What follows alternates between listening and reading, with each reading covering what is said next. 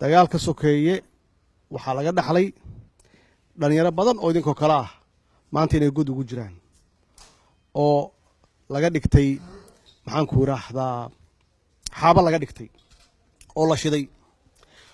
dad badan oo dhalinyaro ah oo idinkoo kale ah iyo dad waaweyn oo waxba galabsana dalka inay ka qaxeen oo qaxooti ay yihiin kuwa badanna badda inay cuntay kuwa badan inay u haajireen wadamo shisheeye oo fog oo caruurtoodii af Soomaali aysan ku hadlin hadday sii joogaanna diintoodii dhaqankoodii uu isbedelayo 28 sano yaan maraynaa hadda oo weli aan ka hadlaynaa xarbul ahl dagaal sokeeye intiina halkan fadhida 90% waxaan isleeyahay sidii la sheegay waxaa dhalateen 90koodii wixii ka dambeeyey macnaha 90koodii wixii ka dambeeyey ilama aha qof halkan fadhiya inuu dugsi hoose ka baxay dugsi dhexe ka baxay dugsi sare ka baxay saas maaha imisa ka baxay dugsi sare halkan fadhida waa hal qof dugsi sare marka macnaheedu waxay tahay dugsi dhexena kamaydan bixin dugsi hoosena kamaydan bixin marka mustaqbalka caruurtiina say ahaanayeen marka ma sidaan yaa rabtaan marka ilaa hadda idinka waxa weeye xirfadna ma lihidin aqoontii madaniga ahaana fursadeedii maydin helin oo waxaa ku mashquulsanaydeen in la islaayo macnaha marka la islaayo oo dadku colaad ay ka dhaxayso nolol ma jirto dadka halkan fadhiya marka yaana rabin inuu noolaado qof walba wuxuu rabaa inuu noolaado somaa yaa la noolaanaysaa marka ma keligaa noolaanaya waxaa u baahan tahay deris waxaa u baahan tahay degaan waxaa u baahan tahay degmo waxaa u baahan tahay gobol dad degan oo wada dhan yaa u baahan tahay nin ganacsi keena nin beer fasha nin arday ah nin macallin ah nin sheekh ah marka dadkaasi ma wada noolaan karaan marka haddii dagaal sokeeyo jiro macnaheedu waxay tahay waxaad rabtaa inaad dhimato marka haddaad dhimanayso kulli waa la dhimanayaaye adduunkana inaan waxba ku lahayn oo adduunkaas ka xirto oo ileen nolol ma rabtide aakhirana dembi iyo cadaab ay kaaga horreysa ka warrama cadaab iyo aakhiro oo dee macnaha waxa weeye waqti aan dhammaanayninna adoo qof dilay ama adoo qof dhibaateeyey ee nafta kaa baxdo ama adoo qof ciil u qaba macnaheedu waxa weye adduunkana waxba kuma lihidin aakhirana waxba kuma lihidin marka waxaa la rabaa caqligeeda inaad la timaadaan adduunkana si fiican ugu noolaataan aakhirana ay janno iyo raaxo iyo ay idinkaga dambayso macnaheedu waxay tahay go'aankaa qaadateen inaad hubka dhigtaan go'aankaa qaadateen in dib u heshisiin la galo waxa ugu fiican aad samayn lahaydeen wey maxaa yeele waxaa oggolaatay inaad noolaato noloshu marka geeridu maray fiican tahay noloshu waxay fiican tahay marka ummad waalaah aad la nooshahay dowlad aad haysato caqiido fiican aad leedahay xumaanta iyo samaantana aad kala taqaano aad ka fakarayso berri maanta ma aha berri bish soo socota sanadka soo socda aad ka fakarayso mustaqbalka carruurtaada iyo mustaqbalkaaga ma aha inaad ka fakarayso goormaad dhimanaysaa goormaa nin waalkaa ku dil doonaa goormaad qof dil doontaa kuu soo socda ma aha geeridu waxay fiican tahay markii aad la dagaalayso qoladan shabaabka ah oo aan idin oggolayn nolol iyagu nolol idinma oggola laakiin qofka Soomaaliga ah waxaa laga yaabaa fakar inaad kala duwan tihiin fakar hal ah inaad kala duwan tihiin laakiin in badanna aad isku raacsan tihiin laakiin noloshaada cadaawad kuma aha shabaab noloshiina cadoway ku yihiin diintiina cadoway ku yihiin mustaqbalka caruurtiina cadow ku yihiin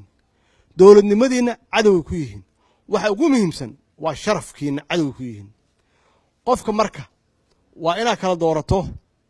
ma waxa rabtaa si gobonnimo leh oo sharaf badan oo qurxoon oo karaamo leh inaad ku noolaato mise waxa rabtaa inaad ku noolaataan si gobonnimo xumo ah oo gunnimo ah markay noqoto gudnimo marka inaad dhimato waa xaq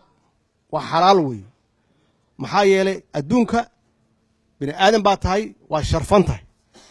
inaad si sharaf badan ku noolaatana xaq baa u leedahay haddaad taas weydo adduunka noloshiisu macno ma laha marka inaad ka doorataan taas dhimasho laakiin qof waalka ah inaad disho ama cadaawad aad u qaaddo imisaa ku dhimatay dadkii kooxyada ahaa madaxya kooxyada ahaa waagaasi dagaalada ku jiray waxaan hubaa wiilashaas dhintay hal qof magacooda ma yaqaanaan soo ma fahmin waa shiteen laakiin waxaa tabaaya hooyadiis iyo aabbihiis waalihiis lama xasuusto ilmahaas idinka ha noqonina marka taas dowlad baad hesheen dowladdiina la shaqeeya dowladdiina difaacda si aad nolol fiican u heshaan nabadna u heshaan si taas loo gaaro waxaa la rabaa wax alla wixii aad haysataan oo awood ah oo tamar ah ama energy ah ama caqli ah inaan kulligeen ku wada leexinno kuwaas dibadaha laga keenay oo fulinaya siyaasad shisheeye shabaabku wiilasheennii waay laakiin maskaxda iyo waxa ku dhex jira ummad kale yaa wadata ninkaasi shabaabka yarka ah wuxuu cadow la yahay aabbihiis hooyadiis walaalihiis iyo idinka marka wiilasheennii waa yihiin laakiin mana aha ilaa aan noo yimaadaan oo aan bedelno oo aan ka bedelno waxay aaminsan yihiin oo ah burburka iyo dhimashada iyo isqarxiska ilaa ay daayaan wiilashaasi waxay ku shaqeeyaan siyaasad shisheeye ku shaqeeyaan oo aan ogolayn Soomaaliya inay noqoto meel qurux badan meel nabad ah meel dadkeeda nolol fiican ku nool yihiin meel carruurtooda iskuul ay u aadaan meel loo soo dalxiis tago meel adduunka sharaf iyo karaamo ku leh macnaha qofka intaas kuu diida waxa weeye waa cadow saas darteed kulligeen wax alla waxaan hayno waxaan ku wada jeedinaynaa cadowgaas ilaa ay soo noqdaan oo khaladka ay aamineen iyo jahwareerka ku jiraan ee ka soo noqdaan waa dhammaatay dagaal qabiil waa dhammaaday dagaal qabiil wakhtigeeda waa dhammaaday anigu madaxdiina waa la hadlay waana waaniyey waana la hadlay waana waaniyey wayna aqbaleen waa ku mahadsan yihiin waxayna mudan yihiin abaalmarin iyo mudan yihiin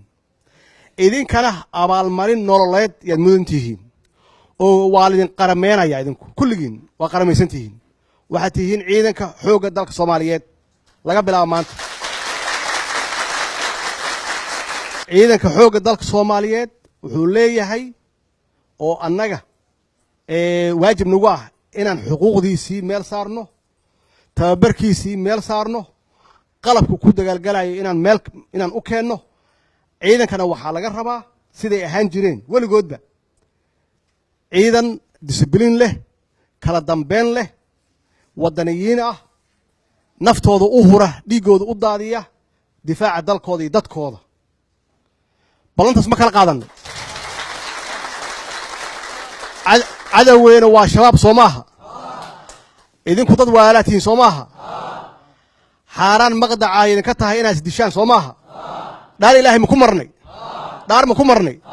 qof Soomaaliyeed oo walaalkiina ah inaydan qori ku jeedinin aydan dhibaateen dhaar ma ku marteen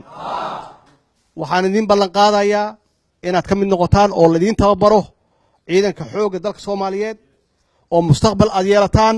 waad ii sheegteen inaydan dugsi hoose dhamayn dugsi dhexe dhamayn dugsi sare dhamayn waxbarashadeedana waa idin siinaynaa waxbarashadii madaniga ahaydna waa helaysaan waxbarashadii ciidankana waa helaysaan mustaqbalkana waxaad ku yeelanaysaan nolol haddii ay dhacdo waxaa loo dhashaa in la dhinto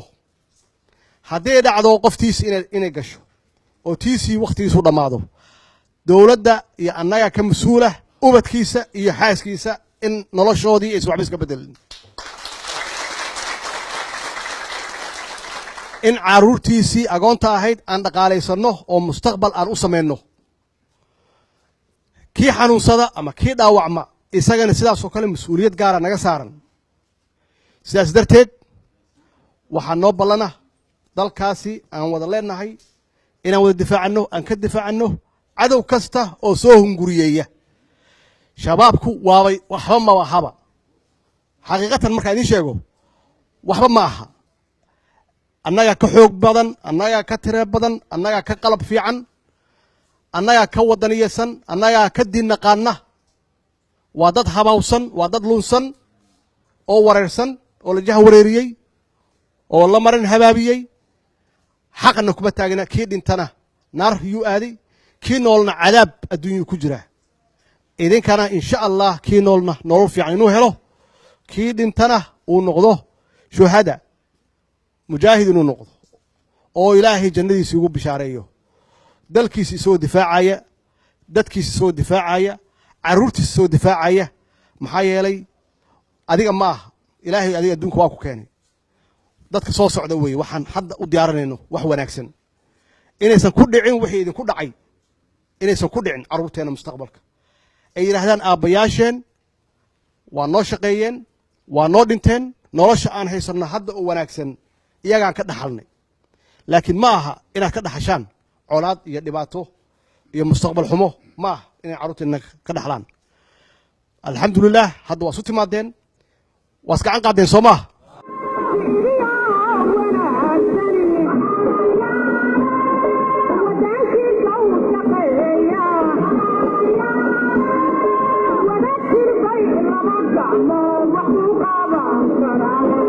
وذكر بين رمضان وحقوق بعض